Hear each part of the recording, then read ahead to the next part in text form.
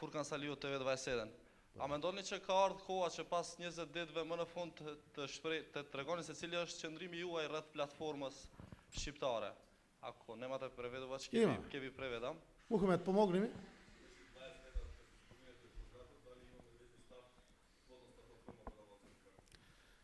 Реков во еден наврат и како имаме суштински и суштествен став и по платформата на албанските партии, подпишана зад кое што стојат сите. Верувам дека и ДПА стои позади ваквата платформа, но истовремено и за предусловите на ДУИ. Јас се надевам дека ќе го добиеме мандатот за да веднаш ги соопштиме тие наши ставови, но впрочем тоа и може да го насетите. Ние се залагавме за едно општество за сите. Нашиот став е граѓанинот во центарот на вниманието на идната влада. Од тука целосно сме позитивни кон овие аспекти и доколку мандатот биде час поскоро даден во наши раце, верувам дека веднаш ќе ги отвориме на транспарентен и јасен начин за да бидат јасни и недвосмислени за сите граѓани на Република Македонија. Повелете? Што ќе прави СДСМ ако Иванов не ви го додели на вас мандатот? Какви се вашите идни чекори? Знаете дека секогаш постои решение. Не треба да губиме ниту ден повеќе.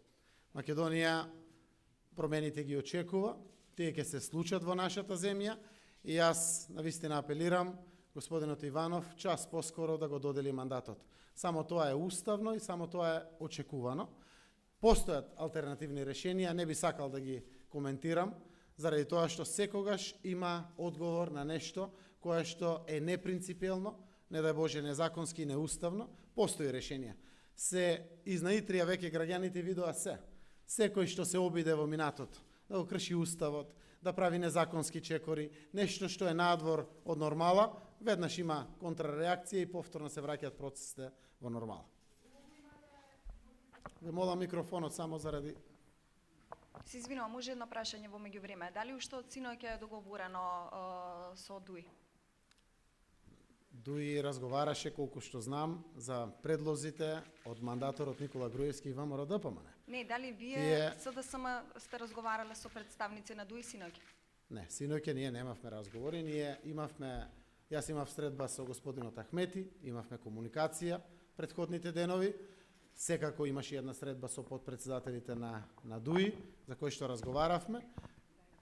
Таа работа, ако одлучат тие да ја соопштат, тие треба да ја соопштат, заради тоа што тоа беше во време кога мандат во своји раци имаше ВМРО ДПМН и Никола Груевски. Ако го добиеме нашиот мандатот ние, ќе ги соопштиме сите ставови кои што се поврзани токму со нас. Ако прашањето е конкретно дали синоќа течеле разговори меѓу нас и ДУИ, не. Имате ли вие обезбедено мнозинство во парламентот? Еве вака, сето тоа е нешто од следните чекори кои што следуваат во Република Македонија.